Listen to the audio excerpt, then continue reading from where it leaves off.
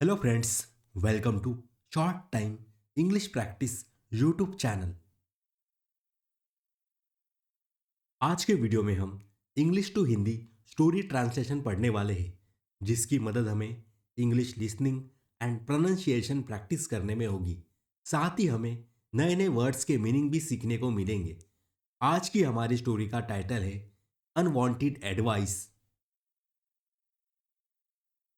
A forest was high on a mountain side. It was very cold. एक पहाड़ी ढाल की ऊंचाई पर एक जंगल था। वह बहुत ठंडा था। The rains had come suddenly and it had become even more miserably chilli.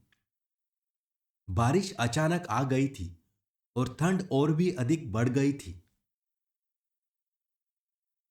In the forest lived a troop of monkeys. जंगल में बंदरों का एक दल रहता था।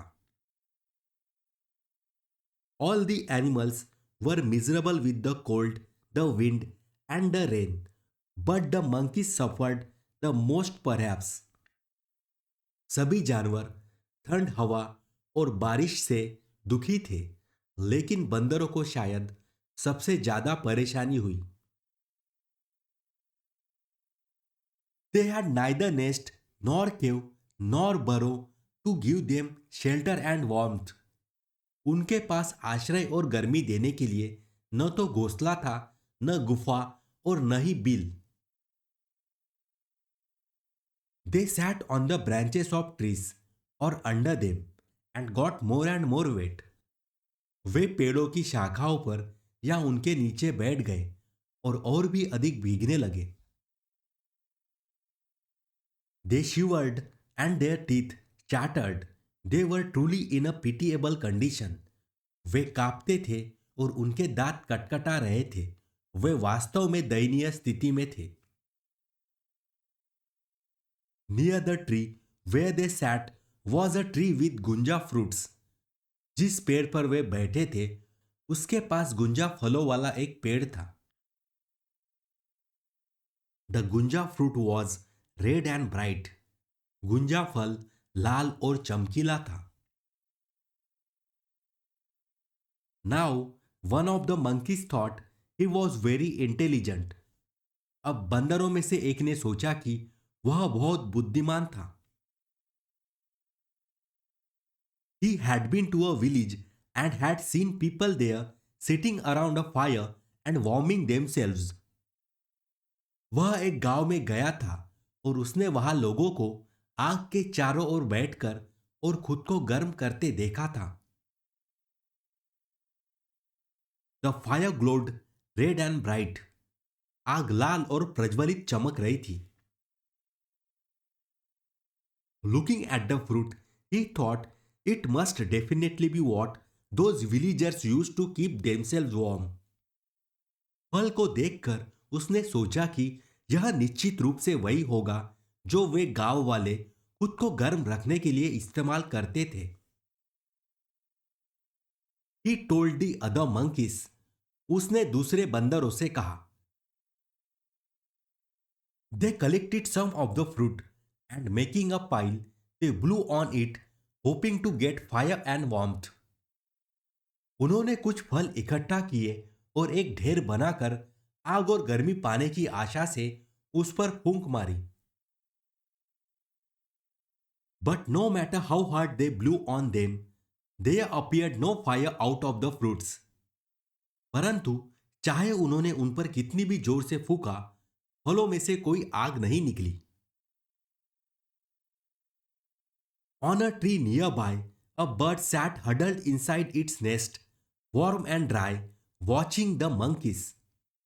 पास के एक पेड़ पर एक पक्षी अपने घोंसले के अंदर गर्म और सूखा सिमट कर बैठा हुआ बंदरों को देख रहा था।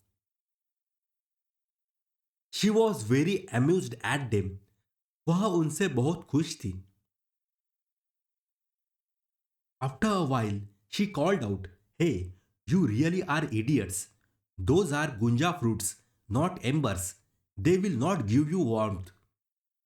थोड़ी देर बाद उसने आवाज लगाई, अरे तुम सच में बेवकूफ हो। वे गुंजा फल है, अंगारे नहीं, वे तुम्हें गर्मी नहीं देंगे।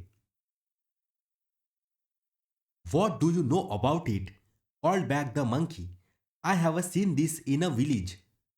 तुम इसके बारे में क्या जानती हो? बंदर ने वापस बोला, मैंने इसे एक गांव में देखा है।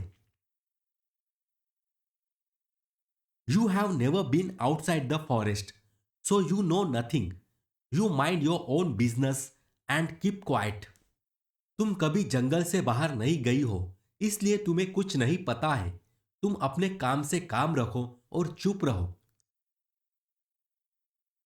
By then, the bird had got really interested in the antics of the stupid monkeys. तब तक पक्षी को मूर्ख बंदरों की हरकतों में वास्तव में दिलचस्पी हो गई थी। So she hopped down to take a closer look.